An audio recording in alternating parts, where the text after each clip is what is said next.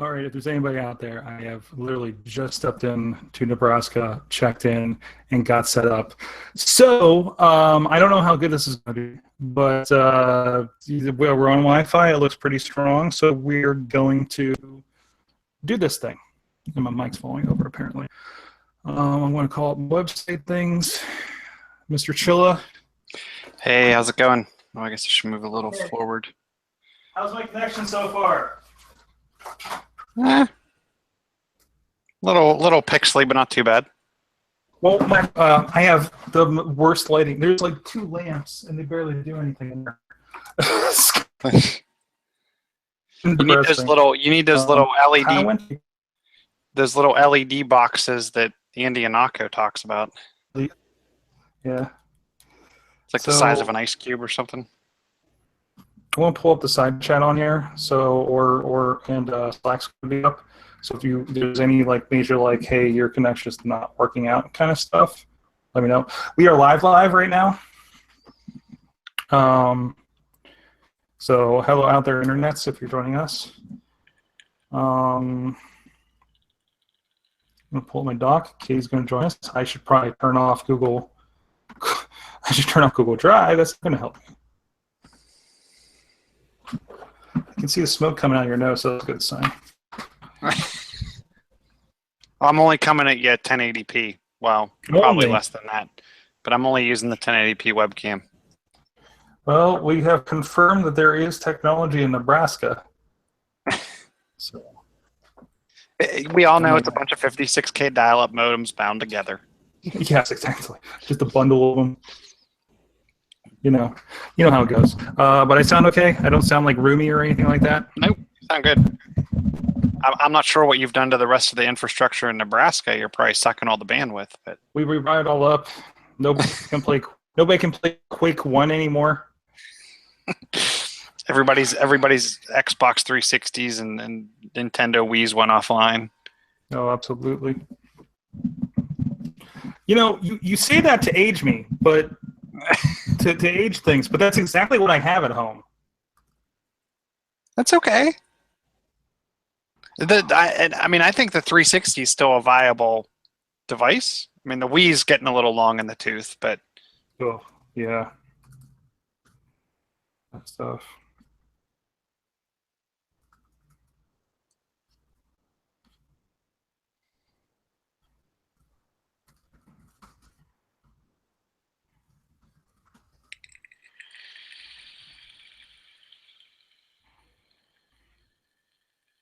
That's not the link I want.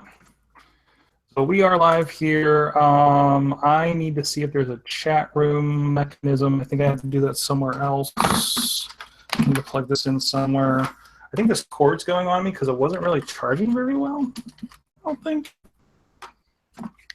So I was slightly panicked on the last leg of my trip. Let's just start the show. We're not waiting for... I don't know anymore. Right. You probably should, yeah. She's expecting us. I just text her. I saw your thing in the Slack. Katie's with us. Hello.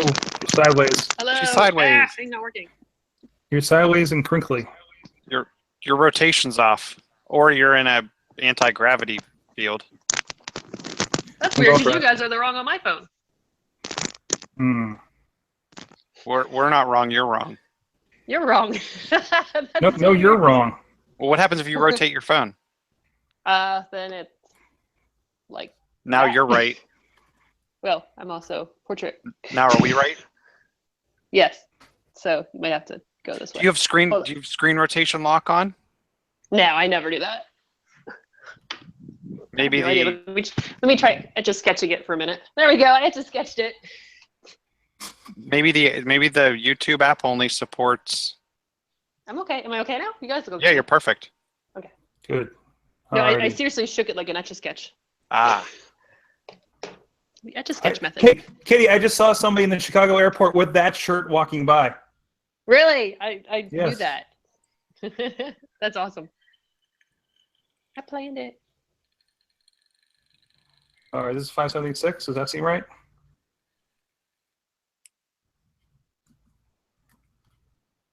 Works for me. I have no porn news. Sorry, guys. That's all right. Well, all right-ish. I should have looked at something for you. Let's see. I might have something here. You have a hard out at 8? Me? I could probably go a little late. Okay. Probably like Yeah, 8:10, we'll roll over a 8:15. little bit. Okay. Wow, Right. Pornhub says DC stopped watching porn during the Comey testimony. That's good to know. You guys good to start? Yeah, whatever. I am. All right. Here, this is my note right here for myself.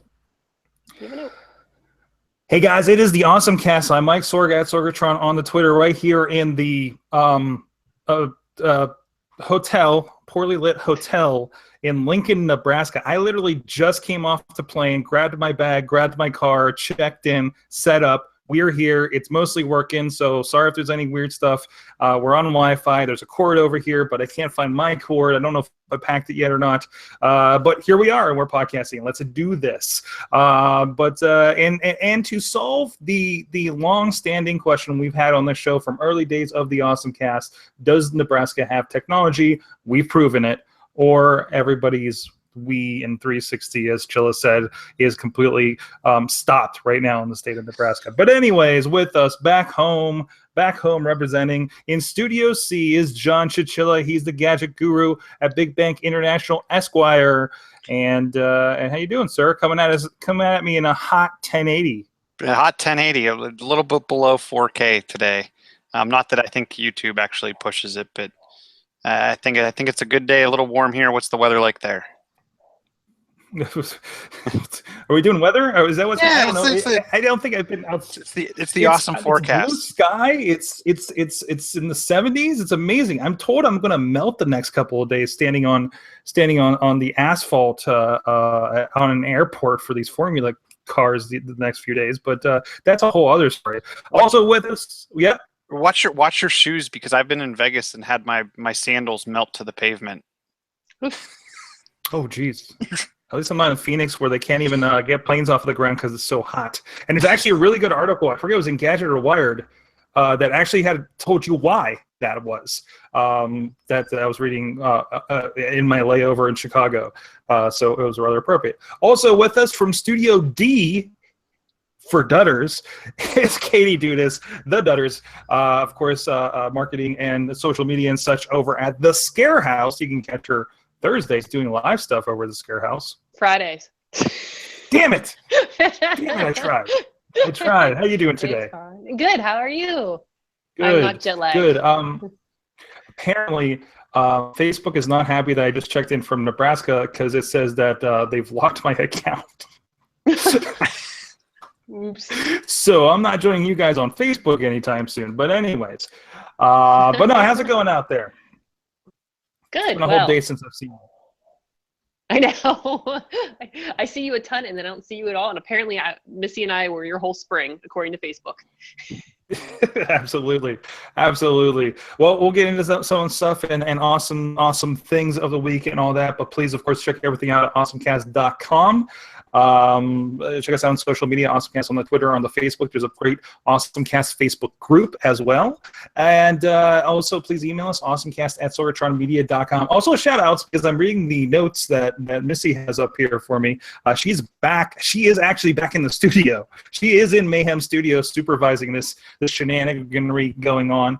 And later tonight, somebody's going to do the Wrestling Mayhem show without me in the studio. We're actually using the studio without me, so we're going to see how that goes. But this show, the AwesomeCast, you can subscribe to us on iTunes, Stitcher, Spreaker, iHeartRadio for any podcasty places. And you can check out the video versions, and sometimes we're streaming just like this on Facebook and YouTube. And depends on what's going on, we'll be on one or the other. Typically Facebook, and of course it's a little bit different tonight. So thank you everybody that did discover us here. We did say it was going to get a little wonky in the next couple of weeks. So thanks a lot, everybody, for jumping in here and checking things out. But anyways, let's also, thanks to our Patreon supporters, of course. Thank you to our friends, of course, Matt Weller, Matt_Weller at the $5 Coffee Club level, as well as Michael Fedor Michael Fedor Show on the Twitter. You guys can support the show too at patreon.com/awesomecast. But if you want to give us a hand, do something to help make the show grow, give a buck, give as little as you need, as little as you want. If you're digging what we're doing on the show, we really do appreciate it. And we do a lot of other stuff. We have awesome tips, awesome chat, all kinds of fun stuff that we're doing here, and upcoming game in development on right now, of course. Patreon.com/awesomecast. So let's get into our awesome things of the week. Katie, what's your awesome? My awesome thing of the week. So Instagram is slowly making improvements for us, which I'm excited about. I mean, there's still some things that I would have rather had happen first. But Instagram in the stories feature, if you ever have done an Instagram live video, it's only live for that moment and then it's gone. And which is is okay because it's fun because you could put things out there that maybe you don't want a lot of people to see. But then if you have a really great conversation, like we did, we were down in the basement shooting something for Scare House, and we had a lot of great questions, and the whole thing was gone. And there was nothing you can do about it after it's done. It's live, and when it's done, it's over. But they've added a replay option for live videos, so you are able to replay that video in 24 hours, which is awesome. super cool. That's awesome. It's a definitely improvement. So it's more of a it seems to be more of a so this is kind of bringing it over to kind of. Oops, sorry, I don't know if I broke up or you broke up. I think it's him. Oh, probably me. So it's bringing it over to like kind of Paris and replay videos for a little bit. Yeah, it's for you can replay for 24 hours before making them permanently savable. So you can actually, or never mind, it's 24 hours. Yeah, they'll be around for 24 hours. I don't think they're savable yet, sorry, but they just look like they'll be around for 24 hours. So in that time, you can figure out a way to save. If you really want to save them, you can figure them out in 24 hours. At least I'm looking at some of the screenshots on the TechCrunch article, and hit a button on the live video end of the screen. It might be a download function for that. So cool. I give.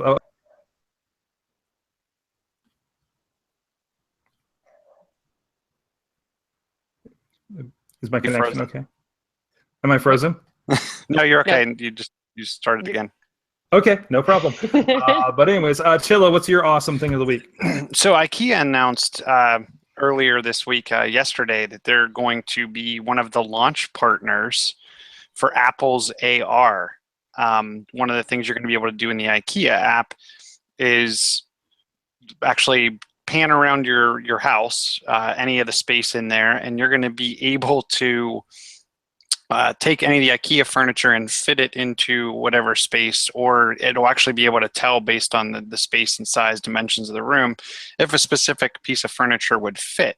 It was interesting in some of the articles I was reading about how many companies actually have to do 3D renderings, kind of CAD type renderings of all of their furniture or all of whatever they're selling for various reasons. So I think this is a good sign that we're not just going to see IKEA jumping on this technology, but you're probably going to see a lot of other manufacturers of goods allowing you to do this with their apps. I think it's interesting for IKEA to make such a wide announcement so early on. I mean, we're still in beta 1. The beta's been out for, I think, what, two weeks. So I think this is a good sign of, if IKEA's announcing their themselves being a launch partner, I can only imagine what we're going to see in September when the phone actually comes out, and see all the other companies jumping on this. I mean, we've already heard Pokemon going in this direction. I just think this is a great sign of things to come, along with the fact that I'm starting to read a lot of articles about how Apple is leapfrogging Microsoft's position in the AR space. They showed something kind of similar to this in one of their last announcements. But it's interesting. I mean, it's something typical we see out of Apple. They wait to really talk about something till there's a lot of fit, finish, and polish on it. And then they leapfrog the competition that's been kind of struggling with different types of visors or glasses or anything like that. So I'm definitely happy to see the partnership, and I think it's only a good sign of things to come. Awesome. I throw my video quality low, so hopefully that helps our connection here. No, I think that's really cool. Wow, my video is real low now. But I think that's really cool to see these kind of practical applications happening already with these guys. Well, and I was thinking about you, Sorg, right? You go to a lot of venues where you have to set up. It would be interesting to see, could you kind of mock up what you need to put in a space and then kind of figure out how that would fit around the room. I think we've heard Alex Lindsay kind of talk about that, right? Taking pictures and then try to figure out the dimension of something in the room to then kind of try to figure out what he can fit where. I think this is only something that people like yourselves can also use going forward. I'd love to see, maybe clean that a little bit. I'd like to see something where, we had a shoot on Monday morning and, I just wanted to see what the setup was, what the space was. So I'm not going in and kind of making decisions on where to put cameras to begin with, right? So I guess what I'm looking for is more a VR thing that can drop in and say, okay, here's the sight line, here's what it looks like with everything set up, and people in a kind of situation, right? But no, I can see that too. I can see that, kind of event planning thing. If you're setting up for something like that and getting that kind of nice space, right? Just like the IKEA thing does. So no, I can see this used for video sets, all kinds of video sets. We're looking at a space, and we're kind of figuring out, okay, where is everything going to go? It'd be great to kind of drop in there and kind of figure out, this is where we need to put lights, this is where a desk needs to go, microphone setup, cameras go over here, kind of advanced. So no, I'd love to see this thing kind of expand in that direction, and hopefully we see more applications like this. So I need to know something, don't I? I think you do. Let me say, I know I heard a bunch of. I know I threw a bunch of stuff out this week. My awesome thing this week is probably going to be. I saw a couple articles, so it's kind of a more an awesome theme of the week. First of all, news locally. Our good friends at Academy Pittsburgh are announcing their 4th cycle. So go apply for that if you want to be a coder. It's a boot camp. You don't have to have, I guess, hardly any knowledge going into it. Our friend Kalani Cook, actually, she was what was she? She was not anywhere near science and technology in her college teachings, right? But she went to the boot camp, and now she's doing tremendous stuff and has had some great opportunities since. But 2 stories. First, Fuse Code Studio will let kids use the Switch to code their own Switch games. So great spot for kids to get into that, right? And secondly, the Girl Scouts are training next generation female hackers. Who's training the next generation? The Girl Scouts. Oh. So it's interesting because according to this article over on Broadly.vice.com, I guess, they're actually kind of teaching them to become white hat hackers of a sort. So it's, again, just this kind of theme of just learning and coding, and kids are really getting down and dirty with technology in these ways. It's very cool. So, I think the boy, I don't know if it's the Girl Scouts and the Boy Scouts. I swear I've seen like where patches they can earn patches for like social media and blogging and things like of that nature. So it's interesting co-op team play.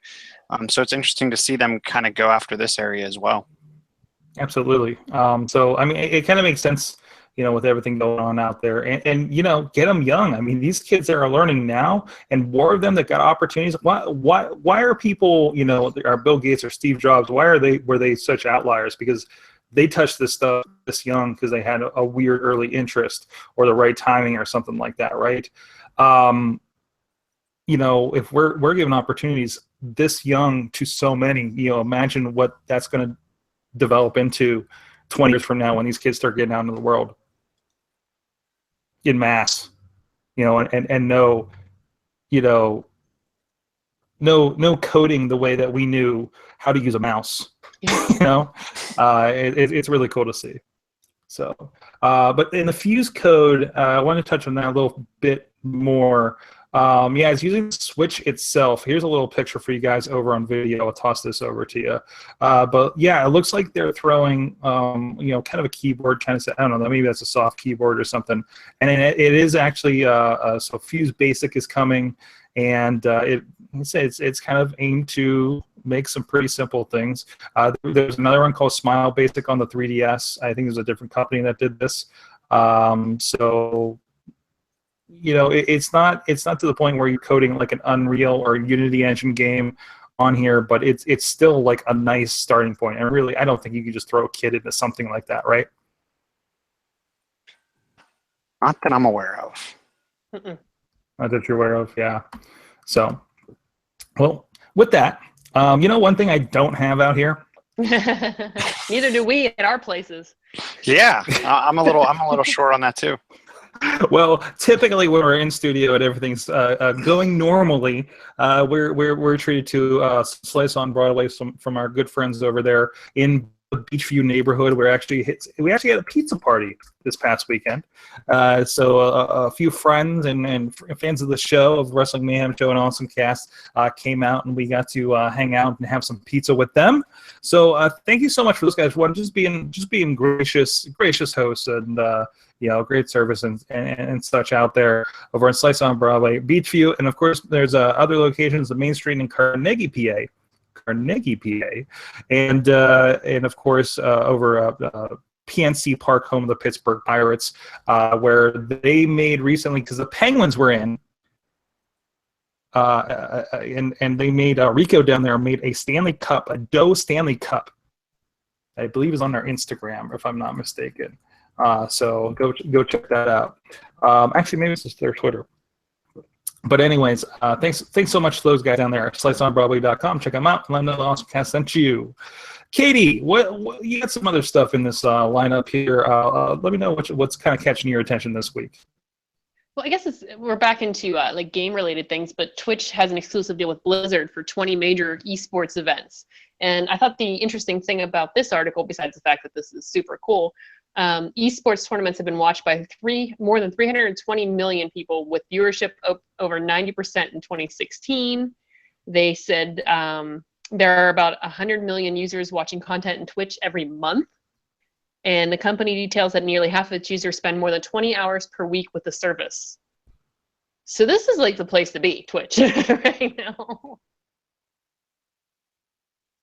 Wow, that's awesome. So I mean, they're getting a little bit of competition, aren't they? Because Microsoft has their own one, and then there's a couple other ones.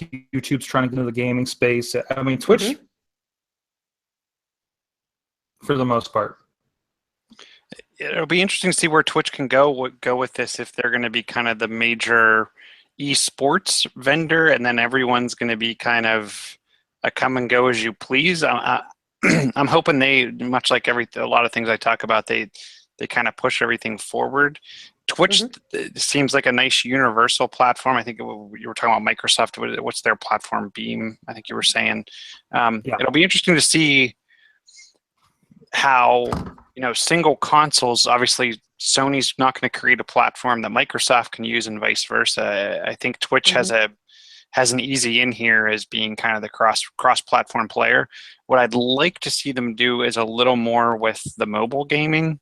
Allow more streaming of a mobile device without a lot of extra hardware or trickery behind the scenes. I know iOS and Android have both made strides in allowing game makers to kind of add, I think in iOS it's called Replay Kit. I'll be interested to see how they kind of move into that mobile arena. Even something like, I don't know, what is the Nintendo Switch? Is there anything for that, or how does that work? I don't think currently there's anything ready to go on a Nintendo Switch. For all it's been doing, I think the Switch is still very casual.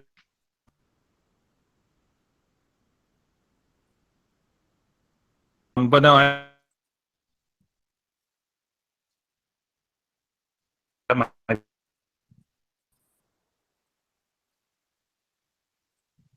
crew. We broke the Sorg.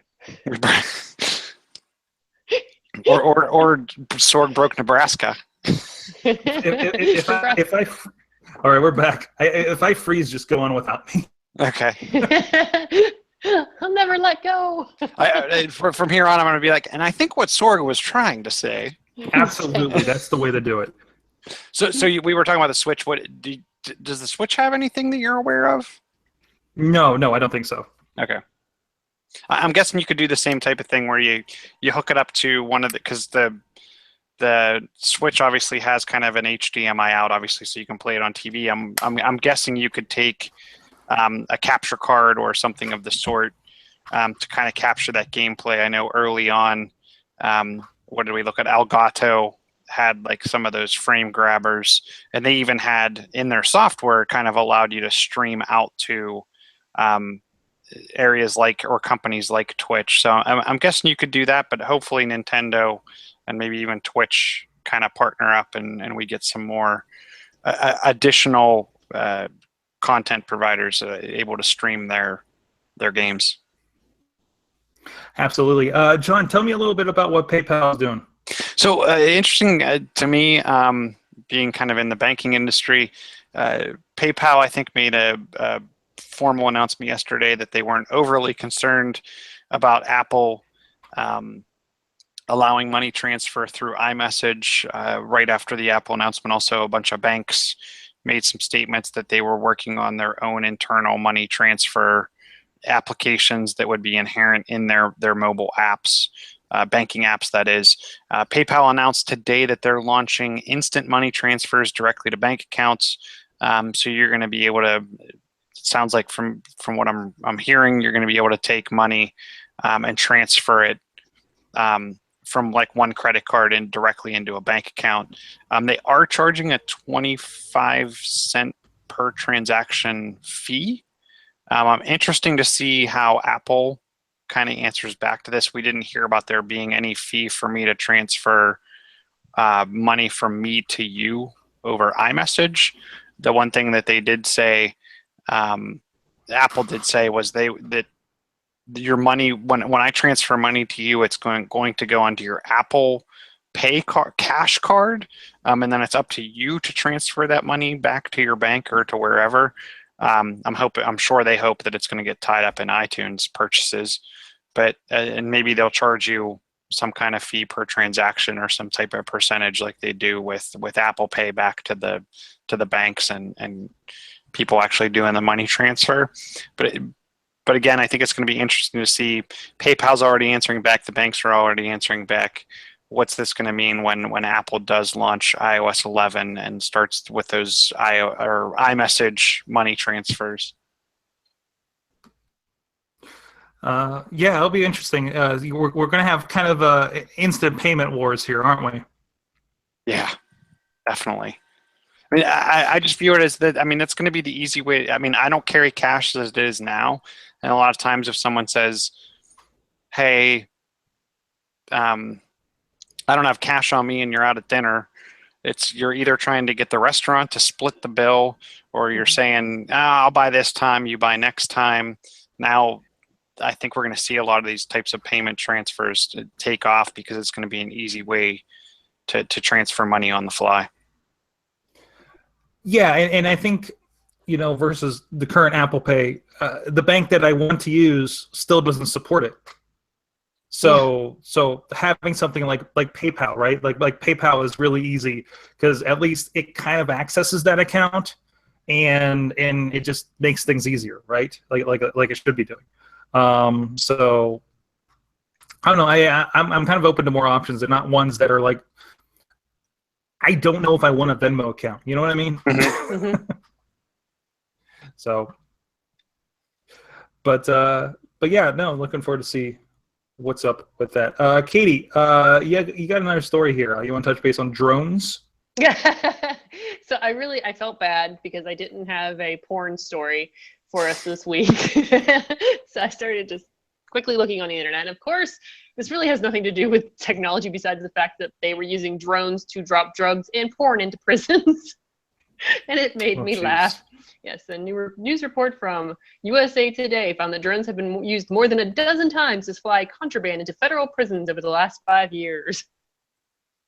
And they're figuring out because they cause fights, because they drop things in there, and they crash on occasion. That's how you catch them. Hey, has the drone episode of Orange is the New Black happened yet? I haven't caught up with this season yet. I don't think so. That would be amazing. It only makes sense. Wow. It only makes sense. They're making like $6,000 per drop. The drones, the guys piloting the drones. Hey, there you go. Side business. That pays for like 3 drones, depending on what kind you get, right? So it makes sense. Oh, no, it absolutely makes sense. Hey, anytime supply and demand, absolutely. I mean, or this is just the beta test for Amazon Prime Air. Yeah, that would be amazing. These are all just Amazon drones. Yes, we're testing it somewhere and see if it gets caught. It's a pass-fail system. So, absolutely. Did I tell you guys about the drone in Peoria that was following me around? No. So they had video. They were doing a live stream, and they were using IP cameras. I think in conjunction with the guys that we talked about, Mike Zeman over on Awesome Chat a few weeks ago. And so they had a camera, they had an IP camera attached to it, and it kept buzzing over my head, and it just felt like I was getting about to get swarmed by a swarm of bees because it was so loud. It was like a nice, $5,000 unit and everything like that, and dude must have had stacks of batteries because it was going all day long. So go down, you do something, and it go back up maybe about 20 minutes later. So it was kind of interesting to see that in progress, I guess, during the event last week. Katie, so I was, doing airports today, obviously, killing some time. I was walking. Okay, I'll say walking. I was doing the what do you call them? The people movers.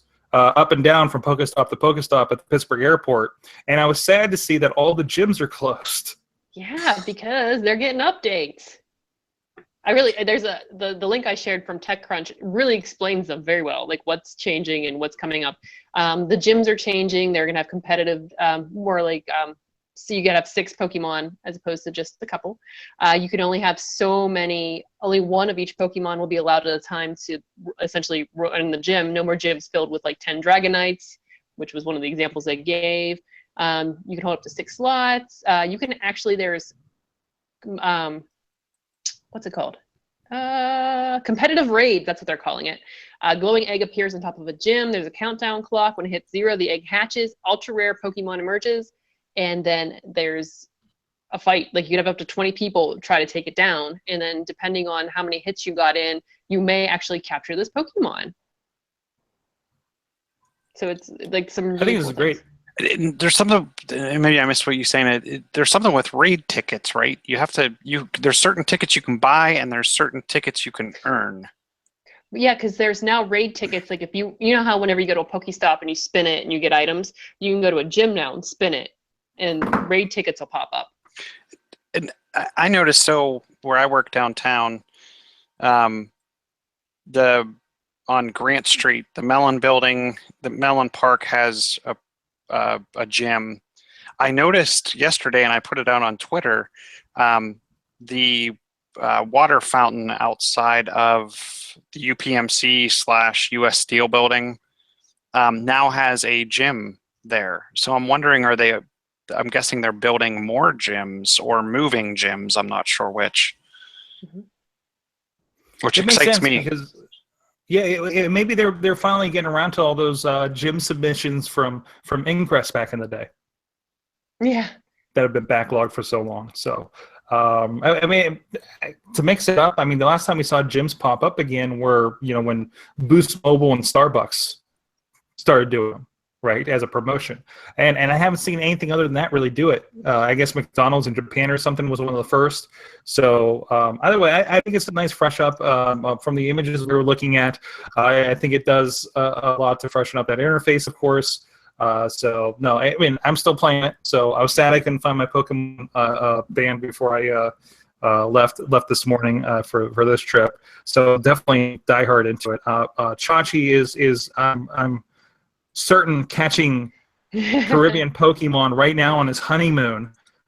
So you know, it's still pretty big, and they got a big event. I got my notice for the invite for the big event they're doing in Chicago. So I might have to come back to Chicago now. So no, it's still rocketing, and I think it's a good pace to keep people interested, or at least coming back. So, well, on that note, wow. Oh, go ahead. The only question I was going to have, did they mention when the upgrades are going to be done? Days, in the upcoming days. Is what it was. Yeah. Because it was interesting. Soon. Yeah, soon.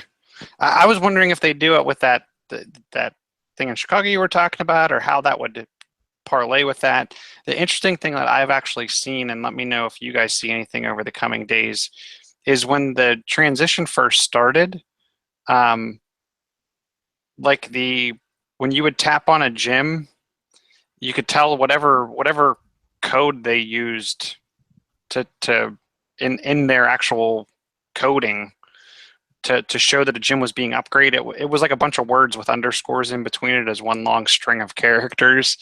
And then I've seen over time, I can't remember what the message is now when you look at a gym that's all grayed out, but it seems like that messaging is getting better over time. So I wonder if that's a sign that as gyms get upgraded, are we going to see a change? Hopefully it's quicker than weeks. Yeah, we can only hope, right? So, yeah, because it gives me one less thing to do when on trips like this, you know? I was kind of excited. I'm like, there's 2 gyms here at the middle of the airport, and I can't do any of them. I finally had time to kind of do something with them and everything. But there's good stuff coming, so at least there's something to look forward to with it. So, well, guys, I mentioned how we don't have access to pizza, but unfortunately, producer Missy, sends me a message during the show here. To let us know that, oh wait, why isn't it coming up? Hold on. It's not coming up as a thing. I'm gonna have to save it here. But you know what? We'll just kind of do this here for you guys on. I know this is just for you guys on video. So, but there's Missy chowing on some slice on Broadway pizza. Yeah. Thank you so much for that. Thank you so much for that. Thank you so much, guys. I know this is the last, hopefully, for a while, of these oddball episodes. And with that, what Sorg is trying to say is... Well.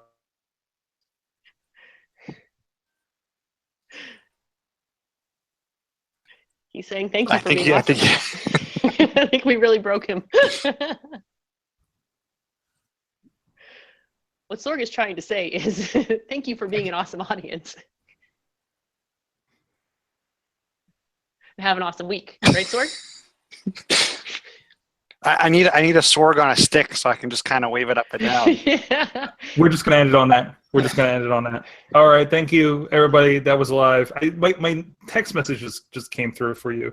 So yeah, I'm just seeing them as well. All right. Thank you, everybody. Live, 10 o'clock, AwesomeCast or Wrestling Mayhem Show will be at the usual place in some fashion later.